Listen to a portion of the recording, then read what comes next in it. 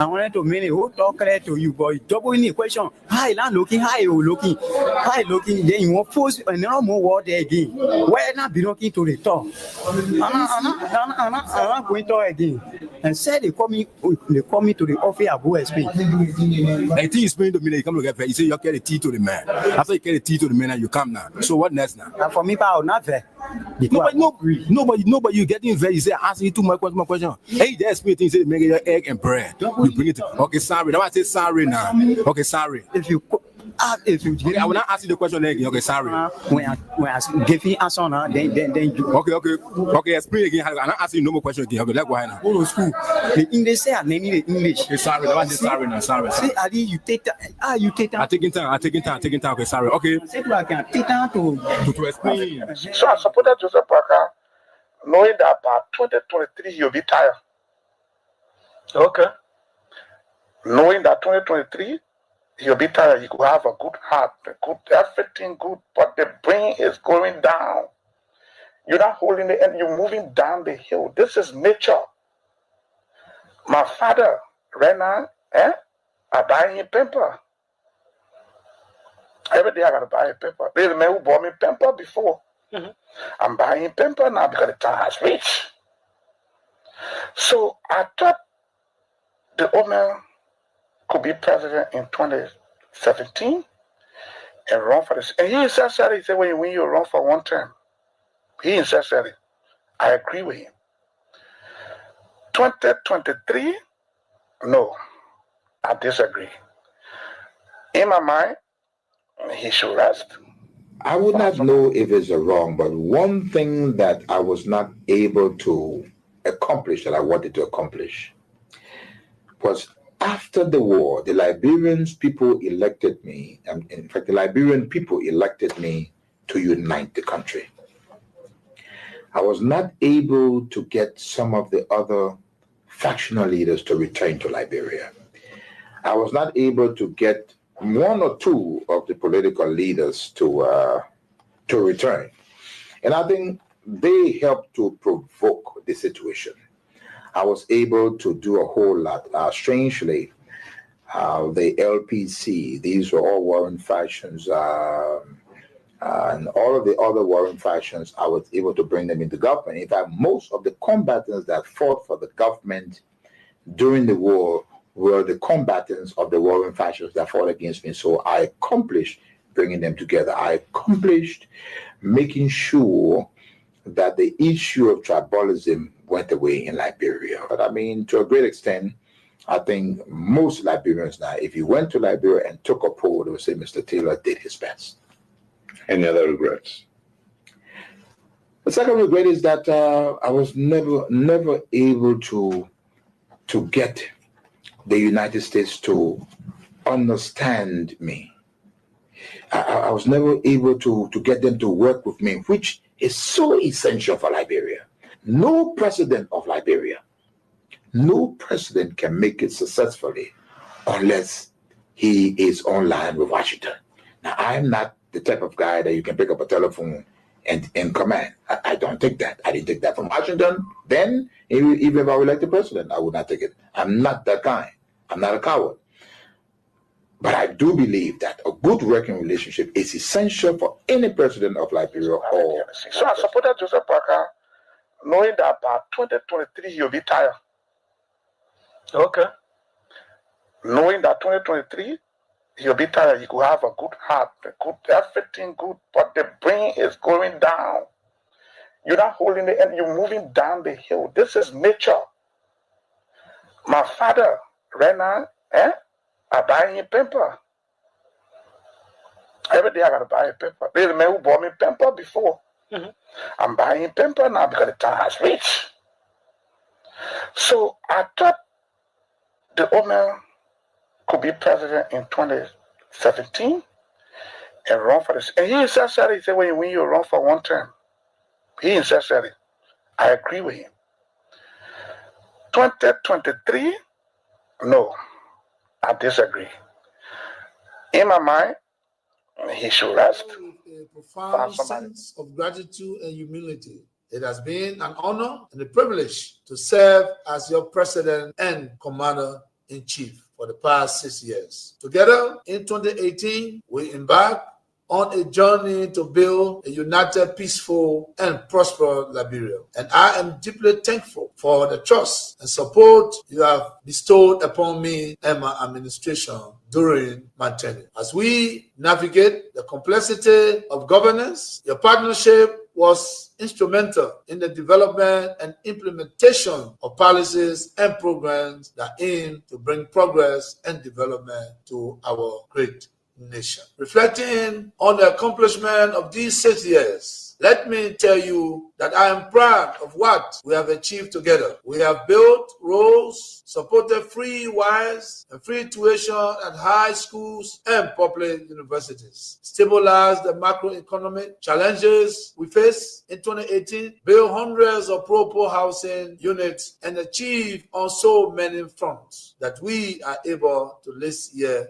today. However, I acknowledge that there is always room for improvement, and perhaps more could have been done under different circumstances. Regrettably, some of the long-term projects we initiated did not reach completion during my tenure. I am hopeful that the incoming administration will carry the torch forward and bring these initiatives to fruition for the benefit of all Liberians. Fellow compatriots, rumors, and misinformation have played a large part in our politics over the last 6 years. It is my hope we as a country will overcome this challenge over the next 6 years. To begin this, we must start with the facts of the transition. I must report to you that we are leaving behind a better economy than we inherited.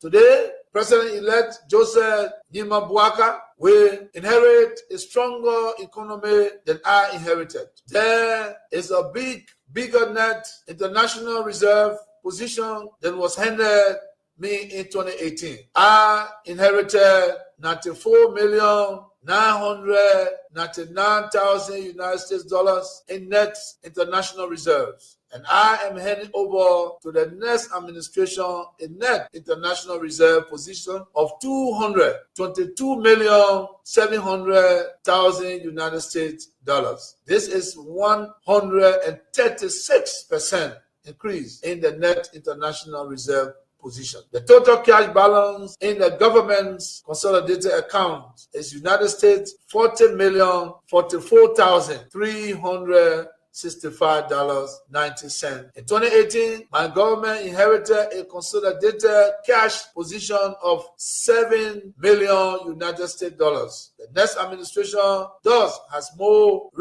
resources to deal with emergency macroeconomic challenges than my administration had at its disposal in 2018.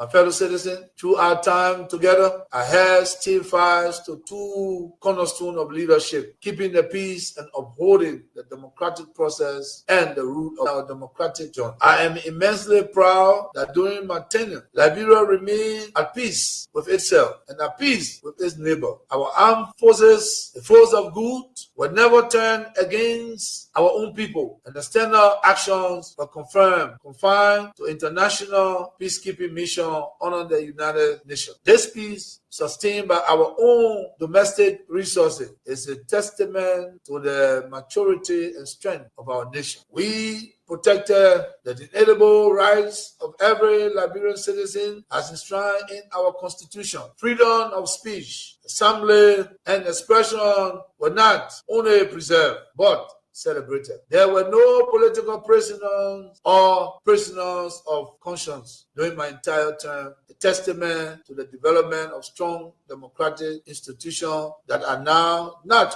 only hailed as competent and professional, but as trusted and credible. Liberia is now regarded as a pillar of democracy in West Africa and a shining example to the world. This was only made possible through our various collaborative efforts. I want to thank all Liberians, regardless of your political affiliation, for staying the course and helping build a stronger and more vibrant nation. As I step aside as president of Liberia, I will remain actively engaged with the politics of the country as standard bearer and political leader of the Coalition for Democratic Change. The the CDC, in order to ensure the continuation of our strong and vibrant democracy. I therefore urge you, my fellow citizens, to continue to be law-abiding and seek peaceful means to resolve differences. Embrace tolerance and dialogue. Let us love one another and come together as one people, one nation, indivisible, with liberty and justice for all. Let us remember the strength of our unity, the resilience of our democracy, and the hope that lies in the future of Liberia.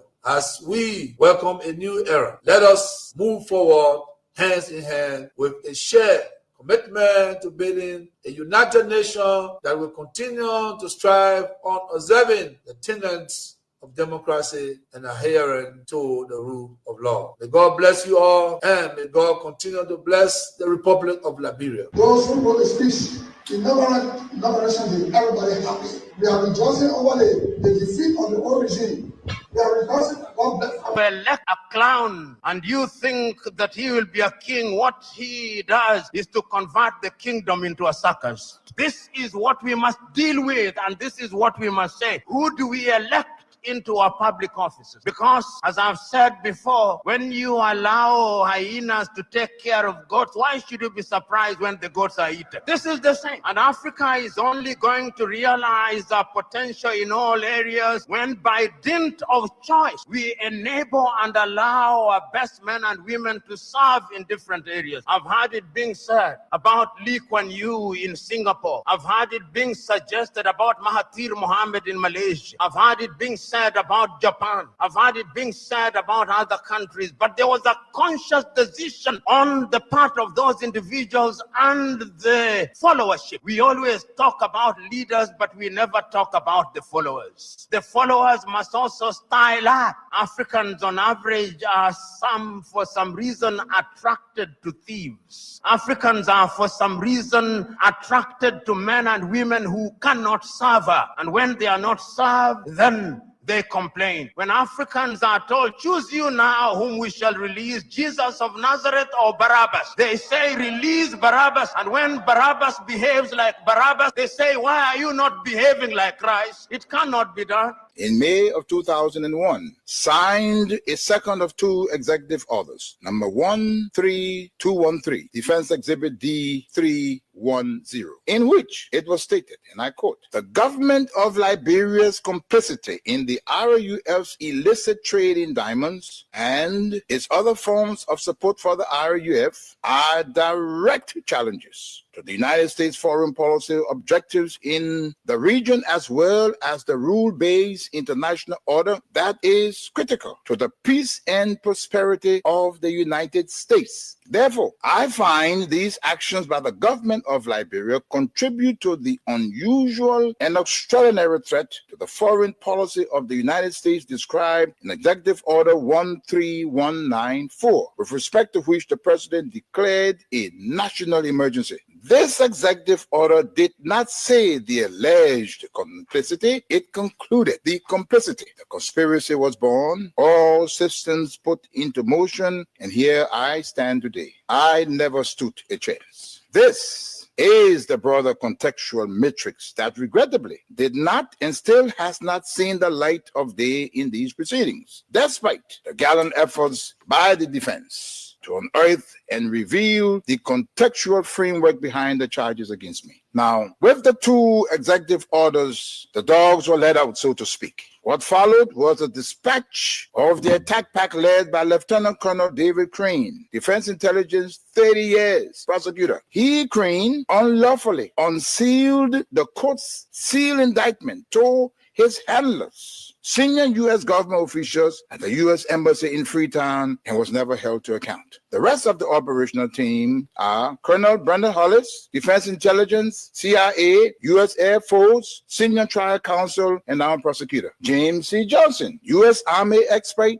20 years on conventional and special operations, Chief of Prosecutions for the SCSL. Alan White, 30 years, Defense Intelligence, recalled from retirement to head up investigations at the Special Court of Sierra Leone. Stephen J. Rapp came on board as chief prosecutor for a short time with experience from Capitol Hill, where he served with a U.S. Senate Judiciary Committee sometime before. It came as no surprise to me that as a reward of sorts for Stephen Rapp's diligence in the execution of U.S. foreign policy objectives through these ad hoc tribunals, he was appointed U.S. Ambassador at Large for War Crimes issues. In support of the contextual framework of politics, on February 8, 2006, Lieutenant Colonel David Crane, prosecutor, appeared before a U.S. Congress Subcommittee on Africa, Defense Exhibit D-404, and spelled out in clear terms the decision taken in support of regime change in Liberia and what needed to happen to solidify that process. There was little mention, if any, in his testimony about Sierra Leone. And here is what he said. I posit that 5 years from now, when the international community is challenged by other crises, Taylor in Calabar, under the protection of Nigeria, will make his move.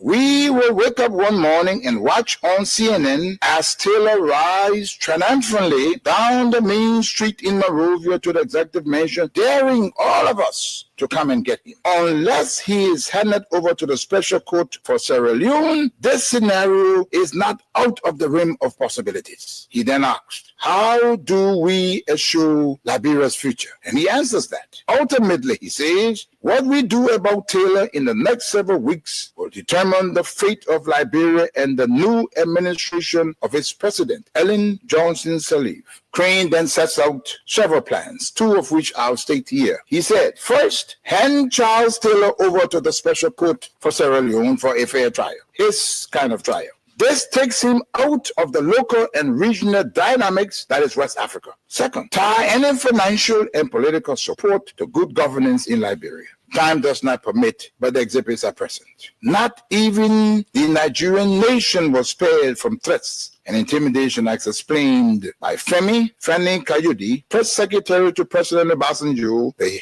Nigerian head of state, who was with him in Washington when President George W. Bush promised, and I quote, to bring Nigeria to its knees if Taylor was not turned over to the special court. And what happened? Obasanjo buckled and capitulated. Now, this demonstrates the significant pressure that was brought to bear on President Obasanjo, irrespective of his personal and leadership obligations to the West African sub-region. And therein lies the dilemma for current African heads of state and government, but how to enter into binding commitments and obligations with the African pairs and remain steadfast, resolute, and unyielding in their fidelity to those economic challenges we face in 2020. May God bless you all.